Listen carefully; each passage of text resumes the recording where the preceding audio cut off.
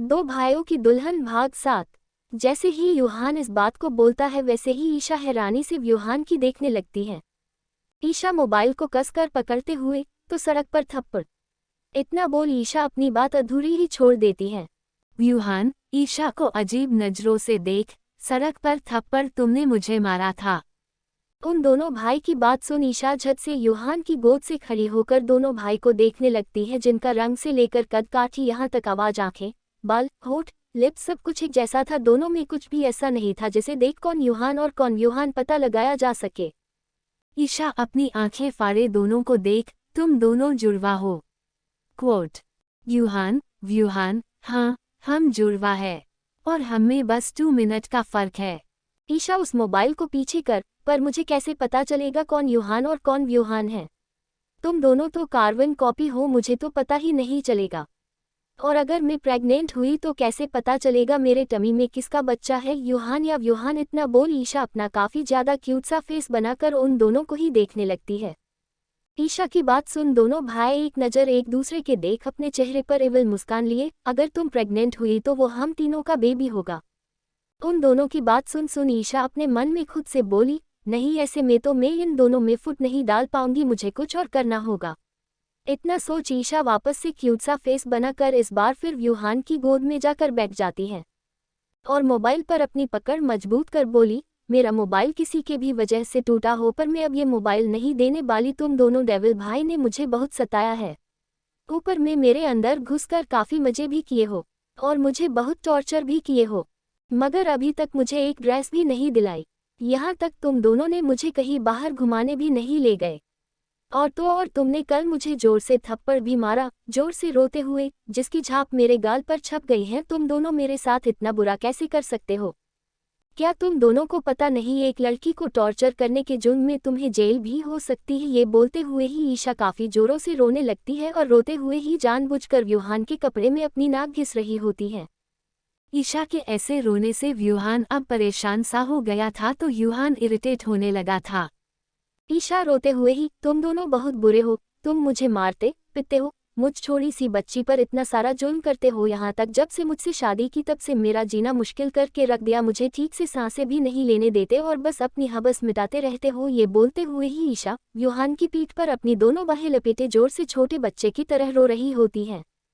ईशा की बात सुन व्यूहान को एहसास होता है ईशा जो भी बोल रही है सब सच बोल रही है, जिसे महसूस कर व्यूहान को अब अपनी गलती का एहसास होने लगता है। तो यूहान उसकी आंखें गुस्से में लाल होने लगती है और वो वैसे ही गुस्से से लाल हो चुकी आंखों के साथ ईशा को देख बोला, पत्नी हो तुम हमारी, हक है हमारा तुम पर, तो तुम इसे हमारी हबस कैसे बोल सकती हो? उद्धरण चिन्ह। यूहान की काफी गुस्से से भरी आवाज को सुनकर ईशा डर जाती है और डरते हुए बोली, मुझे भूख लगी है, खाना है मुझे, जब से मैं यहाँ आई हूँ तब से मुझे खाना भी नसीब नहीं हुआ, मुझे खाना है, मुझे खाना लाकर दो। ये बोलते हुए ही ईशा काफी जोरों से रो पड़ती है, जिसकी आवाज सुन यूहान का गुस्सा बढ़ जाता है और वो जोर से चिल्ला कर बोला, चुप, एकदम चुप, अब एक और शब्द तुम्हारे गले से निकलना नहीं चाहिए। अगर एक शब्द भी निकला तो मैं भी नहीं जानता इस बार मैं तुम्हारे साथ क्या कर जाऊँ। इसलिए चुपचाप चलो डाइनिंग एरिया में और जो खाना है खाओ। वैसे भी हमें ऑफिस जाना, आज हमारी काफ़ी ज़रूरी मीटिंग है और हमारे पास तुम्हारी ये फालतू की बकवास सुनने के लिए बिल्कुल भी समय नहीं है। जैसे ही यूहान जोर से काफ़ी गुस्से चिल्लाकर बोलता है वैसे ही ईशा काफ़ी ज़्यादा डर जाती है और अपना रोना छोड़कर यूहान की गोद से उतर डाइनिंग टेबल की तरफ भागती है, जहाँ पर पहले से ही खाना टेबल पर लगा हुआ था, जिसे देख ईशा जल्दी से चेयर पर बैठ जाती है और खुद ही अपनी प्लेट में नाश्ता निकाल खाने लगती है। जब दोनों भाई उस जगह पर आते हैं और ईशा को ऐसे जल्दी जल्दी खाते देखते हैं तो उन दोनों की बुहें सिकुड़ जाती हैं और दोनों ही घूर कर ईशा को देखने लगते हैं। ईशा अकेली अपने कमरे में बैठी अपने दिमाग में कुछ प्लान बना रही होती है और सोच रही होती है कैसे वो इन दोनों भाई को अपने प्यार के जाल में फंसाए और दोनों के बीच लड़ाई करवाए। यही सब ईशा के दिमाग में चल रहा होता है और वो बेड पर लेटी इन सब की प्लानिंग करने लगती है। तो दूसरी तरफ यूवी इंडस्ट्री, यूहान और व्यूहान दोनों भाई जैसे ही अपने ऑफिस में कदम रखते हैं वैसे ही सारे एम्प्लॉय उन सबका डर से बुरा हाल हो जाता है और वो सारे के सारे बस बिना पल के झपकाए ही कंप्यूटर में अपनी नजरें गाड़े काम कर रहे थे। वैसे भी इन दोनों ही भाई की पर्सनालिटी कुछ ऐसी थी जिसे दूर से ही देख अच्छों के पेंट गिले हो जाते थे। और ऑफिस में काम करने वाले सारे लोगों के लिए काफ़ी सारे नियम और कानून बनाए गए थे, जिनमें से सारे रूल्स को मानना हर एम्प्लॉय की फर्स्ट प्रायोरिटी थी। और जिसने भी उन नियम को मानने से इनकार किया वो ऑफिस से बाहर होता था, साथ ही उसका सारा करियर भी एक पल में ही तबाह हो जाता था, जिसके बाद वह इंसान किसी काम का नहीं होता था। इसलिए यहाँ पर काम करने वाले सारे एम्प्लॉय जब तक यहाँ होते थे वो सारे बिना किसी से बात किए एकदम साइलेंट मोड में रहा करते थे और पूरी तरह से अपना ध्यान काम में फोकस करते थे। वैसे भी उनके बॉस उन्हें काम के काफ़ी अच्छे पैसे सैलरी के रूप में दिया करते थे, ना कि गोशिप के, और कोई भी इतनी अच्छी सैलरी वाली जॉब छोड़ना नहीं चाहता था, इसलिए पूरी ईमानदारी से अपना काम करता था। वैसे भी यहाँ पर जितने एम्प्लॉय थे उससे भी ज़्यादा कैमरे लगे हुए थे, जो सीधे उनके बॉस में लगी बड़ी सी स्क्रीन में दिखाई देते थे। जैसे ही व्यूहान और यूहान दोनों ऑफिस में कदम रखते हैं, ठीक वैसे ही उन दोनों के असिस्टेंट उनके पास और बोले, सर मीटिंग रूम में सारे बोर्ड ऑफ डायरेक्टर बैठे हुए हैं और कंपनी के शेयर होल्डर भी, और वह सारे बस आपके ही आने का इंतजार कर रहे हैं। यूहान अपनी बेहद गंभीर आवाज में ओके, जिसे सुन दोनों असिस्टेंट वहां से मीटिंग रूम की तरफ बढ़ जाते हैं। तो दोनों भाई के चेहरे पर एक अलग ही डेविल मुस्कान आ जाती है और वह दोनों भी बड़े ही एटीट्यूड के साथ चलते हुए मीटिंग हॉल की तरफ बढ़ने लगते हैं। मीटिंग हॉल के अंदर काफ़ी सारे लोग बैठे हुए होते हैं, जिनमें से सभी की उम्र करीब 40-45 साल से ऊपर की ही होगी। वह सारे आपस में बातें करते हुए बोले, उद्धरण चिन्ह, योजक चिन्ह। मिस्टर वर्मा सबको भड़काते हुए, आज तो फैसला होकर ही रहेगा। आज हमें मिलकर इन दोनों भाइयों को इस सेओ की कुर्सी से हटाना ही होगा।